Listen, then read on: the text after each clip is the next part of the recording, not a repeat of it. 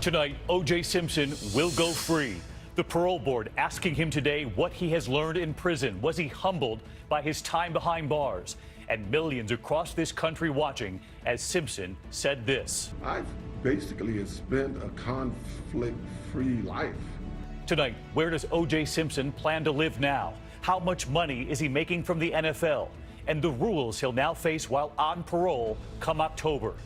Also tonight, breaking news for the first time, we now hear from the police chief in Minneapolis after that bride-to-be was shot and killed just a short time after calling 911 for help.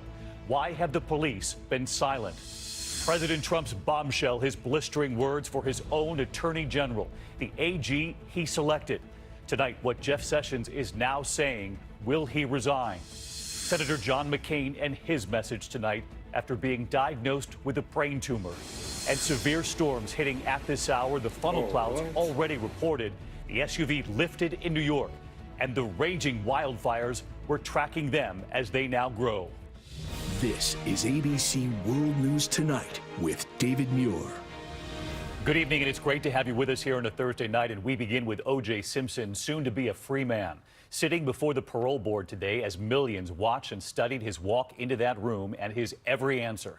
Simpson had been serving up to a 33-year sentence for that armed robbery in Las Vegas. 4 parole commissioners asking the questions and one by one, then voting to grant parole. The final commissioner right here. Mr. Simpson, I do vote to grant parole when eligible, and that will conclude this hearing. Thank you. Thank you. Thank you. And as you can see, several thank yous from O.J. Simpson sitting at that table. Tonight, as Americans studied his answers, many had wondered how contrite would O.J. Simpson be? And some of what he said today did make immediate headlines. ABC senior national correspondent Matt Gutman leading us off from that Nevada prison. The inmate hobbled into the hearing room and eased into his seat. And Mr. Simpson, will you please give me your NDOC number for the record? 1027820. The tension in the room behind that little blue door at the Lovelock prison broke in almost immediately. That you are currently, well, very recently turned 90 years old. 90, I'm sorry about that. You look great for 90. How about we take 2 decades off and call you 70? Simpson, noticeably slimmer in his prison blues, in answering why he robbed his friend, memorabilia collector Bruce Framong, and another man in 2007, he seemed to relitigate the 10-year-old crime with a flash of anger. So you believe that the property was yours? It's been ruled legally by the state of California that it was my property, and they've given it to me. I have it. That drunken night earning him an up to 33-year sentence. I know that alcohol was a factor in the instant offense. Have you addressed this issue as you stated you would? Well, you know, I think I made it clear back then, I've never had an alcohol problem. I don't think anybody's ever accused me of having an alcohol problem or any kind of substance problem. Of course, on that day, I had drinks on that day, but it was a wedding celebration. Simpson making a point of saying he took courses in prison called Alternative to Violence. Are you humbled by this incarceration? Oh, yes, for sure. As I said, I wish it would have never happened. I was going to start, I didn't know how we were going to do this, by apologizing to the people of Nevada because I wish this would have never happened. I apologized to him at my sentencing. By all accounts, Simpson had been a model inmate here. In fact, the Hall of Fame running back making the case he was one of the best ever prisoners here. I don't think I could have represented this prison. I don't think any inmate has ever represented it better than I. I did my time. I tried to be helpful to everybody. Then his eldest daughter, Arnell. He truly is remorseful, and we just want him to come home so that we can move forward for us, quietly, but to move forward. Simpson seemingly overcome as his accuser made a plea on his behalf. This is a good man. He made a mistake. And if he called me tomorrow and said, Bruce, I'm getting out, will you pick me up? Juice, I'll be here tomorrow. The bromance seeming to flower right before the cameras. I mean that, buddy. Simpson in his seat, tears of gratitude. And then the critical question for inmate 10278-200. And do you think you can be successful with the terms of parole? I'm not a guy who lived a criminal life. You know, I'm a pretty straight shooter. I've always tried to be a good soldier, and I have no problem, none whatsoever, in living with those conditions. In the end, the decision unanimous, read one by one. Considering all of these factors, my vote is to grant your parole effective when eligible. And I concur with Commissioner Korda and grant parole. I concur with Commissioner Korda and agree to grant parole. Mr. Simpson, I do vote to grant parole when eligible, and that will conclude this hearing. To grant parole when eligible, and that will conclude this hearing. Thank you. The result never seemed in doubt, even with the elephant in the room. And lastly, I'd like you to know that we received hundreds of letters of support and opposition. And while we always encourage public input, the majority of the opposition letters are asking us to consider your 1995 acquittal and subsequent civil judgment. However, these items will not be considered in this case. Thank you. Thank you. Thank you, Thank you. ma'am. And his final words, the most contrite. I'm sorry it happened. I'm sorry to Nevada. Matt Gutman with us live tonight outside the prison. And Matt, you learned what Simpson said in that prison hallway as he was led away. That's right. As he was being escorted out, that heavy steel door closing behind him, he could be seen clenching his fists in triumph, saying, "Oh, God, oh." Just moments earlier, he had said thank you to his former victim and friend, Bruce Vermont, for so passionately speaking on his behalf, and then mouthed the words, "I'll call you, David." Matt Gutman leading us off tonight. Matt, thank you. And so what next for O.J. Simpson come October? Where does he plan to live? How much money is he still making from the NFL? ABC's Deborah Roberts on Simpson's likely move after getting out of prison. The image of that white Bronco transfixing the nation. Friday evening, June 17, 1994. Simpson, who failed to turn himself in that morning in a slow-speed chase across LA's freeways. For 9 p.m., 9 hours, 47 minutes later, he finally surrenders. That mugshot, then the trial of the century. That bombshell verdict. Not guilty of the crime of murder in violation of Penal Code Section 187. Still riveting the country decades later. The FX movie, the ESPN documentary, and today, 21 years and 9 days later. Mr. Simpson, I do vote to grant parole when eligible. But what will Simpson's life be like come October? Where will he live? You're requesting to live in Florida. Florida, near his children. If granted, corrections officials there said in a statement today, he'll be assigned a Florida probation officer and will be supervised in accordance with the conditions of his parole. Despite his acquittal, Simpson was later found liable of that double murder in a civil trial and ordered to pay $33.5 million to the Brown and Goldman families. The Goldmans say they've received less than 1% of that. As for Simpson, he'll go on to collect a reported $25,000 a month pension from the NFL. Legally, money the families can't touch. But just today, the Goldmans saying they'll go after all other earnings. That's his punishment. If we don't pursue it, then we've given him another free pass.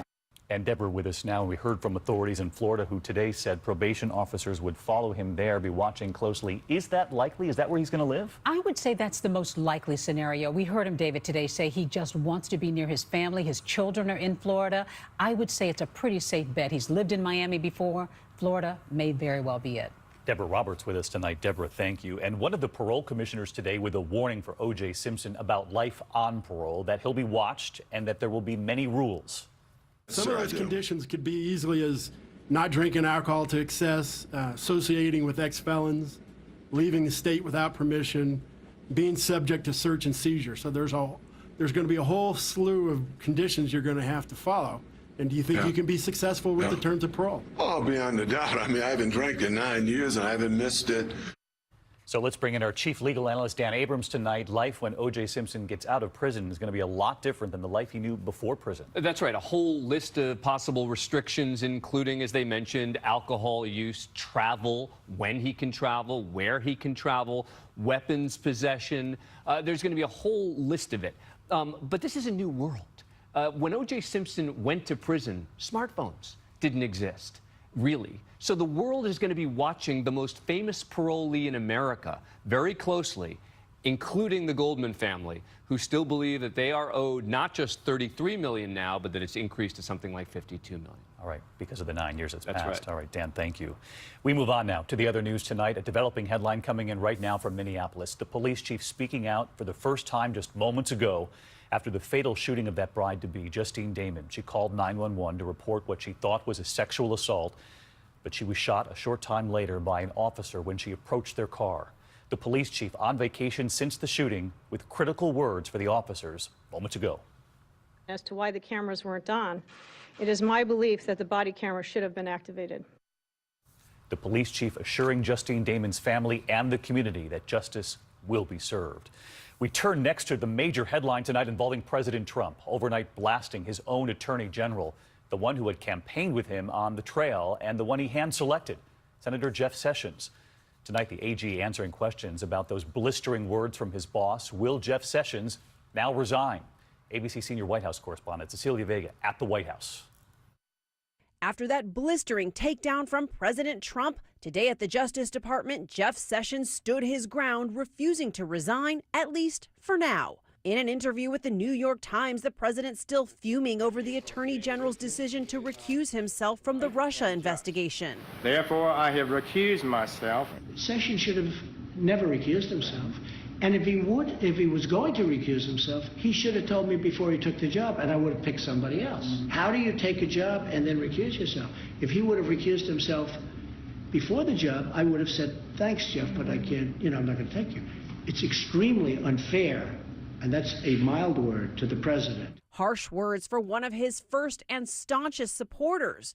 Today, putting Sessions in a very tough spot. We love this job, we love this department, and I plan to continue to do so as long as that is appropriate. But a very different tone from the White House when asked if the president still has confidence in his attorney general. Clearly he has confidence in him, or he would not be the attorney general. The president himself ducking questions. Mr. President, does Jeff Sessions still have your full support? Thank you, everybody. Mr. President, you still support the attorney general? But it is not just Sessions. In that interview, the president also lashed out at the top leaders in the Justice Department, the deputy attorney general and the acting FBI director. And he attacked the man spearheading the Russia investigation, special counsel Robert Mueller, warning Mueller would cross a red line if he probed Trump family finances not tied to Russia. I think that's a violation. Look, this is about Russia. But the president stopped short of saying he would fire Mueller if he crosses that red line. So today we asked the White House. That should not be viewed as a threat, as a warning to what this special counsel should or should not be looking at as it relates to the president's and his family's finances. The president's making clear that the special counsel should not move outside of the scope of the investigation. So let's get to Cecilia Vega live at the White House. And Cecilia, those words right there, that the special counsel should not move outside the scope of the investigation, sounded an awful lot like she was doubling down on what the president said, essentially stay away from the family finances. Yeah, Sarah Sanders, David, is basically echoing the president's exact warning. But, David, what the White House is not saying right now is what happens if Mueller crosses this supposed red line. Cecilia Vega at the White House tonight. Cecilia, thank you as always. Next tonight, to John McCain's fighting spirit. Tonight, that senator offering his first words since he was diagnosed with a brain tumor. ABC's Mary Bruce on the Hill. Tonight, Senator John McCain is battling brain cancer in classic McCain fashion. Tweeting, "I greatly appreciate the outpouring of support. Unfortunately for my sparring partners in Congress, I'll be back soon, so stand by." McCain is a giant of the Senate and an American hero. How is your food? It's not like Paris. As a young Navy commander, he spent more than 5 years as a prisoner of war in Vietnam, enduring torture and cruel conditions. And as a politician, earning that label as a maverick. In 2008, picking Sarah Palin as his running mate and holding firm against President Trump. And tonight, he's now facing what could be his toughest battle yet, a brain tumor called glioblastoma. His doctors say the tumor's been removed, but it's the most aggressive type, and experts say likely to return. It's the same form of tumor that killed Ted Kennedy and Joe Biden's son, Beau. The average survival time is just 14 months. These tumors